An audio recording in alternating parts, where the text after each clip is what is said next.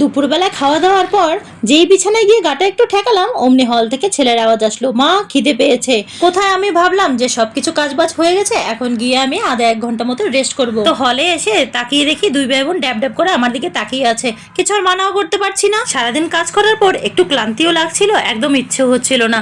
তারপর আবার ওদের মুখের দিকে তাকিয়ে দেখলাম যে ছেলেটা এত করে বললো, দিতে তো হবেই। তো ওকে বললাম, যা তোরা গিয়ে বস, 15 মিনিট পরে ডাক দিচ্ছি, এসে নিয়ে যাবি। তো দুপুরে দুটো আলু সেদ্ধ করা ছিল, সেই আলু দুটোই ভালো করে মেখে নিলাম সব মশলা দিয়ে। আর সকালে আটা মেখেছিলাম, সেই আটাও বেঁচে গেছিল, সেখান থেকে একটা বড় দেখে আটার গুলি নিয়ে নিলাম। তারপর একটা বড় করে রুটি বেলে এই মশলা দেওয়া আলুটা সব দিকে লাগিয়ে এরকম রোল রোল করে গ্যাসটা মিডিয়াম ফ্লেম করে ভেজে দিলাম, একদম মুচমুচে করে। সাথে কিছুটা কারি পাতা দিয়েছি। তোমরা যদি আমার মতো কারি পাতা পছন্দ করো তাহলে কমেন্টে গ্রিন হার্ট দিয়ে যাও। যখনই প্লেটটা ভেজে নিয়ে ওদের সামনে দিলাম, ছেলে মেয়ে তো দুজনেই খুশি হয়ে গেছে। তো চলো আজকে টাটা, ভালো লাগলে সাবস্ক্রাইব করে সাথে থেকো, আবার কালকে দেখা হবে, টাটা।